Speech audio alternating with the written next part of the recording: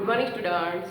આજે આપણે ધોરણ 9 વિષય ગુજરાતી જેમાં પદ્ય 8 જેનું નામ છે આભાર તેના વિશે અભ્યાસ કરીશું. તો પદ્યનું નામ છે આભાર, કવિનું નામ છે ઉસનસ અને સાહિત્ય પ્રકાર છે સોનેટ. તો ઉસનસ કવિ અને સાહિત્ય પ્રકાર સોનેટ છે. તો પદ્યમાં શું કહેવા માંગે છે તેનો આપણે પહેલા પરિચય મેળવી લઈએ. તો માનવ જાતે પ્રકૃતિ તરફનું વલણ બદલ્યું છે. આપણને આ પદ્યમાં કહેવામાં આવે છે કે માનવ જાતે પ્રકૃતિ તરફનું વલણ બદલ્યું છે. ત્યાર પછી પ્રકૃતિએ તેના ગુણધર્મો જાળવી રાખ્યા છે. પ્રકૃતિએ તેના ગુણધર્મો જાળવી રાખ્યા છે. આ કાવ્યમાં કવિ કુદરતનો આભાર માને છે. આ પદ્યમાં કવિ કુદરતનો આભાર માને છે. કવિનો સંદેશો છે. આ કાવ્યની અંદર કવિ સંદેશો આપે છે, પ્રકૃતિનું રક્ષણ કરો. તો આપણને ખ્યાલ આવી જાય છે કે પ્રકૃતિ વિશેનું વર્ણન આ પદ્યમાં કરવામાં આવ્યું છે. તો પ્રકૃતિનું રક્ષણ કરવા માટે આપણને સંદેશો આપવા આ કાવ્ય કવિએ બનાવ્યું છે. શબ્દાર્થ લખ્યા છે. કપોત શબ્દ છે, હોલો અથવા કબૂતર પણ કહી શકાય. મીસ શબ્દ છે, તો બહાનું, મીસ એટલે બહાનું. તૃણ શબ્દ છે, તો ઘાસ, તેનો સમાન અર્થ થાય છે ઘાસ. શબ્દાર્થ અને સમાનાર્થી શબ્દ બંને એક જ, તો સમાન અર્થ છે. તૃણ એટલે ઘાસ, ગગન એટલે આકાશ. તો આપણે ગગન કહેતા આપણને ખબર પડી જાય છે કે આકાશ, નભ એમ પણ કહી શકાય. આદિમ શબ્દ છે, તો આદિમ એટલે આદિકાળનું, આદિકાળ એટલે કે જૂના સમયનું. શિર એટલે મસ્તક, તો શિર શબ્દનો અર્થ થાય છે મસ્તક અથવા માથું. માળો એટલે નીડ, તો જે પક્ષીઓ માળો બાંધે છે તો તેને માળો એટલે આપણે નીડ પણ કહી શકીએ છીએ. નભતા એટલે આકાશની વિશાળતા, નભતા એટલે આકાશની વિશાળતા. તો પેજ નંબર 32 પર તમારે ધ્યાન રાખવાનું છે. પદ્ય 8 જેનું નામ છે આભાર, કવિ છે ઉસનસ. તો હું પ્રસ્તાવનાનું વાંચન કરું છું, તમારે એક એક વાક્ય ધ્યાનમાં રાખવાનું છે. બીજો પેરેગ્રાફ છે તે પદ્યમાં શું કહેવા માંગે છે તેનો પણ ખ્યાલ આવે છે. હું તમને વાક્ય નીચે અંડરલાઈન કરવાનું કહું, જે અગત્યનું વાક્ય હોય તેની નીચે તમારે અંડરલાઈન પણ કરવાની. તો કવિનો જન્મ 28/12/1920 થયો, અવસાન 6/11/2011 થયું.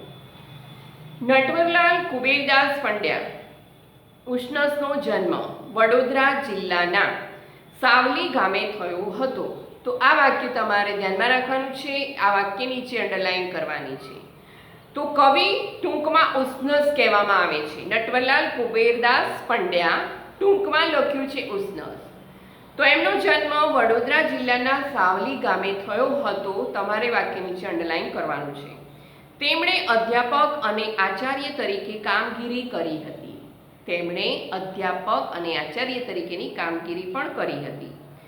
પ્રસૂન નેપથ્યે આર્દ્રા, મનોમુદ્રા, તૃણનો ગ્રહ, સ્પંદ અને છંદ, કિંકિણી, ભારત દર્શન, અસ્વત્થ, રૂપના લય, વ્યાકુલ વૈષ્ણવ, પૃથ્વીને પશ્ચિમ ચહેરે અને શિશુલોક તેમના કાવ્ય સંગ્રહો છે. તેમની સમગ્ર કવિતા સમસ્ત કવિતા નામે પ્રગટ પણ થઈ છે. સદમાતાનું ખાંચું તેમની સ્મરણ કથા છે. તેમણે રણજીતરામ સુવર્ણચંદ્રક, ગુજરાત સાહિત્ય અકાદમી અને સાહિત્ય અકાદમી દિલ્હીના પુરસ્કારો એનાયત થયા હતા. આ વાક્ય નીચે તમારે અંડરલાઈન કરવાની છે. તેમને રણજીતરામ સુવર્ણચંદ્રક, ગુજરાત સાહિત્ય અકાદમી અને સાહિત્ય અકાદમી દિલ્હીના પુરસ્કારો એનાયત થયા હતા. આ વાક્ય તમારે અંડરલાઈન કરવાનું છે. હવે પદ્યમાં શું કહેવા માંગે છે તે આપણે જોઈએ. સોનેટ પ્રકારનું આ પદ્ય છે. તો સોનેટ કાવ્ય સ્વરૂપમાં કવિ પોતાની અનુભૂતિ 14 પંક્તિની મર્યાદામાં વ્યક્ત કરતો હોય છે. સોનેટ કાવ્યમાં 14 પંક્તિ એટલે કે 14 લીટીમાં એનું જે વર્ણન છે તે કરવામાં આવેલું હોય છે. તો તમારે વાક્ય ધ્યાનમાં રાખવાનું છે. સોનેટમાં 14 પંક્તિ હોય છે. આ વાક્ય નીચે અંડરલાઈન કરવાની છે. 14 પંક્તિની મર્યાદામાં વ્યક્ત કરતો હોય છે અને અંતિમ 2 પંક્તિઓમાં સમગ્ર કાવ્ય ભાવ વ્યક્ત કરતી અસરકારક ચોટ સિદ્ધ કરતો હોય છે. તો 2 પંક્તિઓમાં, છેલ્લી 2 પંક્તિઓમાં જે કાવ્યમાં કહેવા માંગે છે તેનો ટૂંકમાં કાવ્ય ભાવ અસરકારક રીતે આપણને જોવા મળે છે. આ સોનેટમાં કવિએ આધુનિક યંત્રયુગને ચિત્રાત્મક રીતે મૂક્યું છે. માનવ જાતે કુદરતથી મોં ફેરવી લીધું છે. માનવ જાતે કુદરતથી મોં ફેરવી લીધું છે એટલે કે એ તરફ ધ્યાન આપતા નથી મનુષ્યો માનવો, પણ કુદરતે તેનો આદિમ મહિમા ગુમાવ્યો નથી. આદિમ એટલે જૂનો. કુદરતે તેનો જે જૂનો મહિમા છે તે હજુ ગુમાવ્યો નથી. કવિ પ્રકૃતિ તરફ આભારની લાગણી વ્યક્ત કરે છે. કવિ પ્રકૃતિ તરફ આભાર વ્યક્ત કરે છે. કાવ્યની પ્રથમ પંક્તિમાં જ કવિ લખે છે, અમે તો આકાશો ભણી પીઠ કરી તે. આકાશ ભણી, ભણી એટલે તરફ. ભણી શબ્દનો અર્થ થાય છે તરફ. તો આકાશો ભણી પીઠ, તો પીઠ એટલે વાંસો, જે પાછળનો ભાગ છે એને આપણે પીઠ કહીએ છીએ, તો વાંસો. તો અમે તો આકાશો ભણી પીઠ કરી તી ને ભીંત ચણી હતી. અને ભીંત દિવાલ, ભીંતનો અર્થ થશે દિવાલ. દિવાલ ચણી હતી, બનાવી હતી, ચણતર કર્યું હતું. છતાં અમારા ઘરની છેક ભીતર હજુ પણ કબૂતરો. છતાં પણ કહે છે કે અમારા ઘરની છેક ભીતર, અમારા ઘરની અંદર હજુ પણ કબૂતરો, હોલા અને ચકલીઓ આવે છે. હજુ પણ કબૂતર, હોલા, હોલા એટલે પણ કબૂતર જ થાય છે. તો હોલા, કબૂતર, ચકલીઓ આવે છે. કપોત શબ્દના અર્થમાં હોલો અને કબૂતર બંને સમાવેશ થાય છે. તો એટલે કહે છે કે હોલા, કબૂતરો અને ચકલીઓ આવે છે. રસોડામાં તેમના દ્વારા પડતા તણખલા, જ્યારે માણો બાંધે છે ને ત્યારે ઝીણા ઝીણા તણખલા ભેગા કરીને લાવે છે, પીંછા ભેગા કરીને લાવે છે. તો તેમના દ્વારા પડતા તણખલા, તેમની ચીચી, તેમના અવાજ આવે છે ચીચી, ટહુકા અને ખરેલા પીંછાઓથી કવિને ખૂબ સારું લાગે છે. તો આ બધું વર્ણન કવિએ કર્યું છે કે એનાથી ઘણું સારું લાગે છે. હજુ સારું છે કે ભીંતની તરડમાં પૂછ્યું વગર જ ઘાસ ઉગે છે. પીંછું તરડમાં પૂછ્યું વગર જ ઘાસ ઉગે છે એટલે કે કોઈ પણ દિવાલ છે, ભીંતની તરડ છે, તિરાડ છે, એની અંદર વગર જ ઘાસ ઉગે છે એટલે પૂછ્યા વગર જ ઘાસ ઉગી જાય છે. એટલે એની જાતે જ ઘાસ ઉગતું હોય છે. અહીંયા પૂછ્યું લખ્યું છે એટલે કે એના પૂછ્યા વિના. તો વગર જ ઘાસ ઉગે છે. આ માણસે ઊભી કરેલી કૃતક એટલે કઠોર. કૃતકનો અર્થ થશે કઠોર. તો માણસે ઊભી કરેલી કૃતક કઠોર ભીતોને તોડીને પણ પ્રકૃતિ તેની પાસે દોડી આવે છે. તો માણસે ભીતો ઊભી કરી હોય ને છતાં પણ પ્રકૃતિ તેની પાસે દોડી આવે છે. અંતિમ 2 પંક્તિઓમાં આખા કાવ્યની ચોટ ધારદાર રીતે વ્યક્ત કરતા કવિ લખે છે, માટીએ તેમનામાં હજી પેલા આદિમૂળો સાચવી રાખ્યા છે. માટીએ જે જૂના મૂળ છે તે પણ સાચવી રાખ્યા છે, જેથી વાડ છોડે. તો જમીનની અંદર આપણે જોઈએ તો જો વૃક્ષ કાપી નાખવામાં આવે ને તો પણ તેના મૂળ તો અંદર સુધી, ઊંડાણ સુધી જકડાયેલા જ હોય છે. આદિમૂળો સાચવી રાખ્યા હોય છે, જેથી વાડ છોડે પ્લાસ્ટિકના ફૂલો ખીલતા નથી. અને એટલા માટે જે છોડ છે, છોડવા છે, તેના પર પ્લાસ્ટિકના ફૂલ ક્યારેય ખીલતા નથી. તો એ કૃત્રિમ ફૂલો તમે ખીલાવવા માંગો તો પણ ખીલશે નહીં, કારણ કે પ્રકૃતિ, કુદરતી વર્ણન અહીંયા કરવામાં આવ્યું છે, પ્રકૃતિનું વર્ણન કરવામાં આવ્યું છે. એટલે કવિ કહે છે કે વાડ છોડે પ્લાસ્ટિકના ફૂલો ખીલતા નથી. માણસ ભલે બદલાયો પણ પ્રકૃતિએ તેના ગુણધર્મો જાળવી રાખ્યા છે. મનુષ્ય ભલે બદલાઈ ગયો પરંતુ પ્રકૃતિ એને જેના ગુણધર્મો છે ને મૂળ તે સાચવી રાખ્યા છે. એ બદલ કવિ આભારની લાગણી વ્યક્ત કરે છે. એ બદલ કવિ આભાર વ્યક્ત કરે છે. તો એથી જ અહીંયા શીર્ષક આપ્યું છે આભાર તે ખરેખર યોગ્ય છે. પદ્યનું નામ એટલા માટે કવિએ આભાર આપેલું છે. તો પ્રકૃતિનો કવિ આભાર માને છે, ખૂબ ખૂબ આભાર માને છે. તો હવે આપણે પદ્યની શરૂઆત કરીએ છીએ. અશ્વત્થમાંથી આ પદ્ય લેવામાં આવ્યું છે. તમારે વાક્યની શબ્દ આપ્યો છે એના નીચે અંડરલાઈન કરવાની છે, અશ્વત્થમાંથી. તો અશ્વત્થમાંથી આ પદ્ય લેવામાં આવ્યું છે. તો આપણે પદ્યની શરૂઆત કરીએ છીએ. અમે તો આકાશો ભણી પીઠ કરી તી ભીત ચણી. અમે તો આકાશો ભણી, આકાશ ભણી, આકાશ તરફ, નભ આકાશ, ગગન એ સમાન અર્થ છે. તો ભણી એટલે તરફ, પીઠ કરી તી ભીત ચણી, પીઠ એટલે વાંસો. તો પીઠ કરી તી ભીત ચણી અને અમે દિવાલ ચણી હતી, દિવાલ બનાવી હતી. અરે સારું છે કે હજી પણ અમારા ઘર મહી. અરે સારું છે કે હજી પણ, સારું છે કે હજુ સુધી પણ અમારા ઘર મહી, અમારા ઘરમાં, મહી એટલે અંદરમાં, ઘણે ઊંડે ઊંડે ઉડતી ઉડતી આવી ભીતરે. ઘણે ઊંડે ઊંડે સુધી ઉડતી ઉડતી આવી ભીતરે. આવી, ભીતર એટલે અંદર. તો ઊંડે ઊંડે ઉડતી ઉડતી આવી ભીતરે ગૂંથે છે માળાઓ. માળાઓ ગૂંથે છે, માળાઓ તૈયાર કરે છે, માળા બનાવે છે. તો ગૂંથે છે માળાઓ પણ, તો કબૂતર, કપોતો, ચકલીઓ. તો કવિ કહે છે કે માળાઓ બનાવે છે કબૂતર, કપોત અને ચકલીઓ. તો હોલો પણ માળા બનાવે છે, કબૂતર માળા બનાવે છે, ચકલી પણ માળા બનાવે છે. કઈ રીતે? તો એ આપણને કહ્યું કે અમે તો આકાશો ભણી પીઠ કરી તી ભીત ચણી.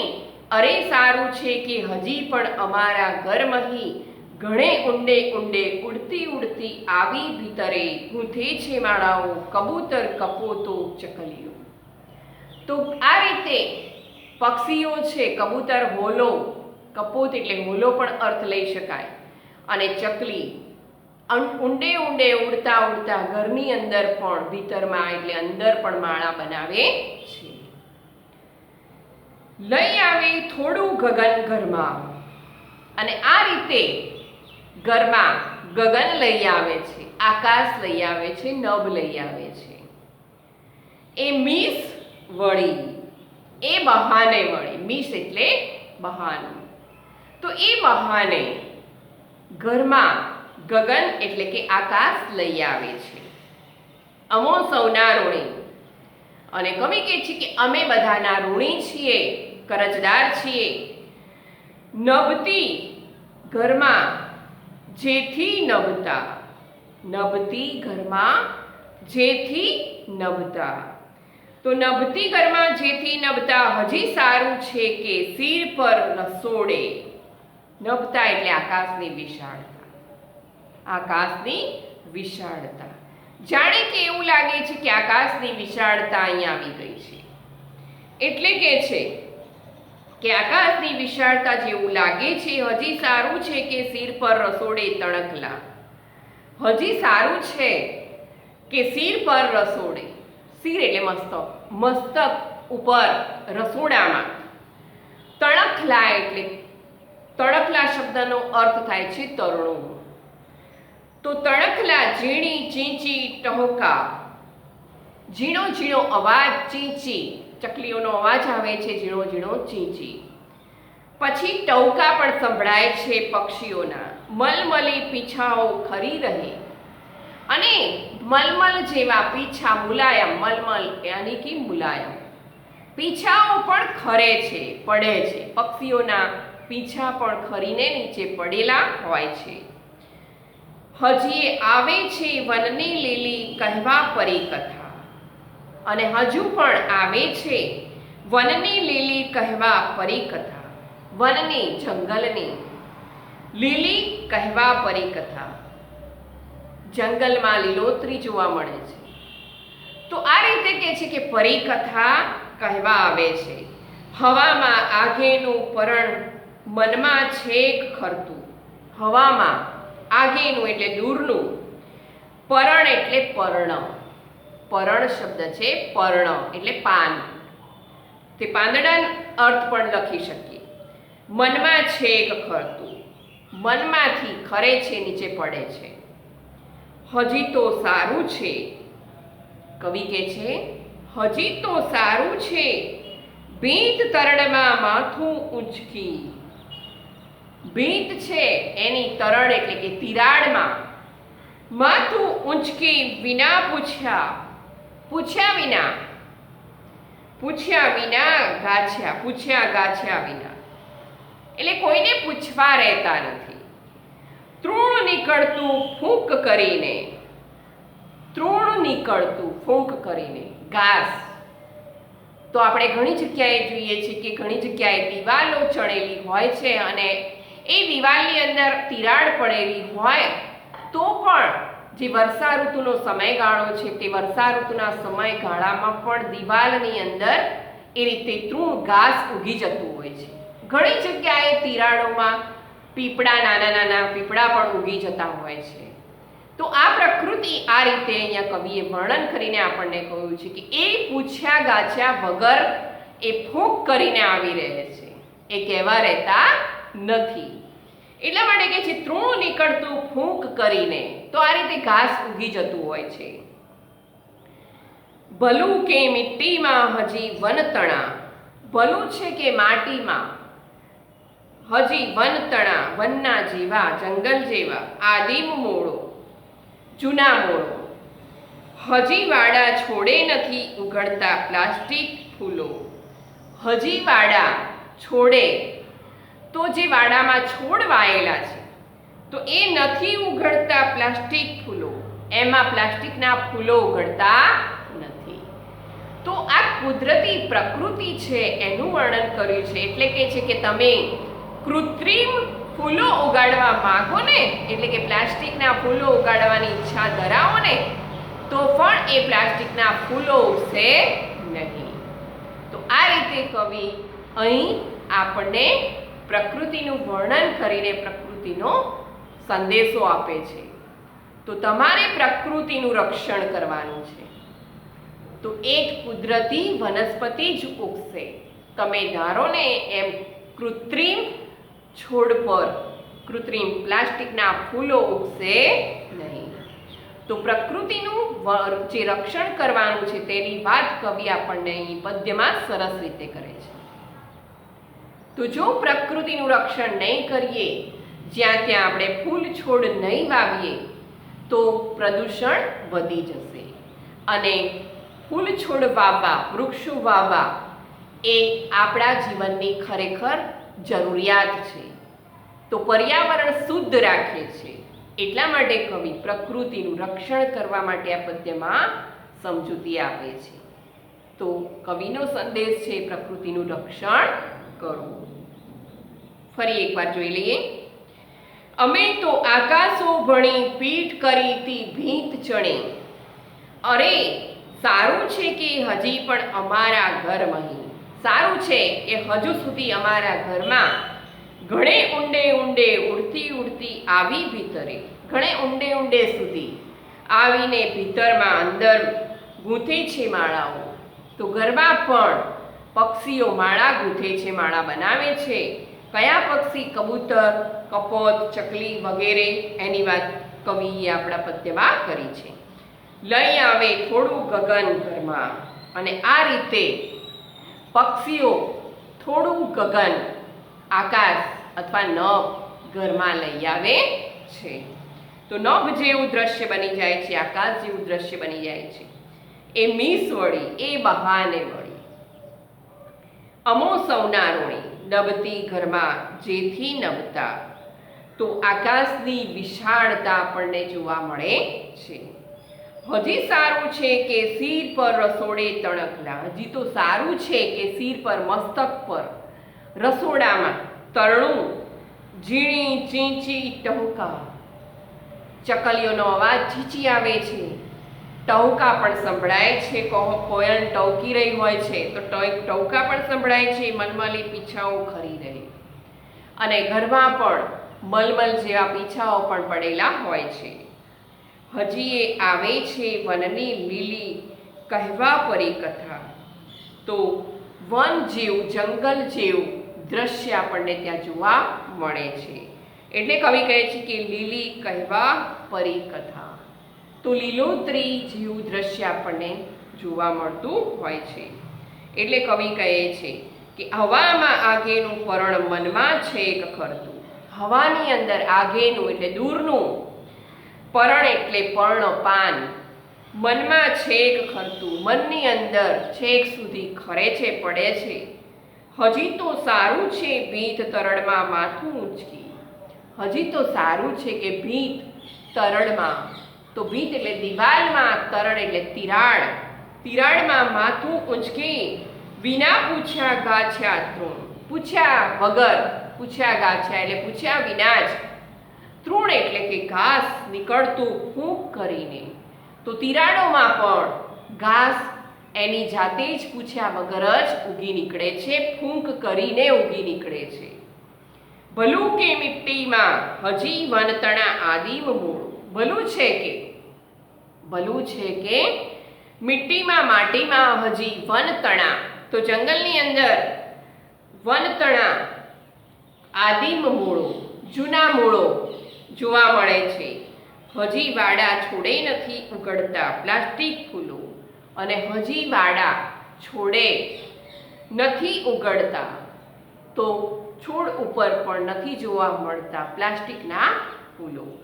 તો પ્લાસ્ટિકના ફૂલો એટલે કે કૃત્રિમ ફૂલો, બનાવટી ફૂલો જોવા મળતા નથી. તો આ કુદરતની રચના છે. તો કુદરતે આપેલી આપણને બક્ષિસ છે. તો ખરેખર આપણે પ્રકૃતિનું રક્ષણ કરવું જોઈએ, જતન કરવું જોઈએ. તો એટલા માટે પદ્યનું નામ આપ્યું છે આભાર. તો કવિ પ્રકૃતિનો આભાર માગે છે, કુદરતનો આભાર માગે છે, અને એટલા માટે જ આ પદ્યનું નામ જે આપ્યું છે તે ખરેખર સાર્થક છે. તો કવિ ઉષ્ણસે આભાર પદ્યનું જે નામ આભાર આપ્યું છે, પદ્યનું નામ, જે ખરેખર યથાર્થ છે, યોગ્ય છે. તો અહીં આપણને પ્રકૃતિનું રક્ષણ કરવાની વાત કવિ આ પદ્યમાં સરસ રીતે આપણને સમજાવે છે.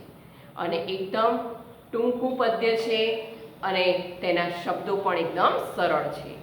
તો તમારે મેં જે બોર્ડ વર્ક કર્યું છે તે નોટબુકમાં સારા અક્ષરે લખવાનું, અને પદ્યનું વાંચન પણ તમારે કરી લેવાનું. એક વાક્યને મેં તમને સમજાવ્યું તે રીતે તમારે સમજવાનું. હવે પછી આપણે પછીના લેક્ચરમાં મળીશું. Good day.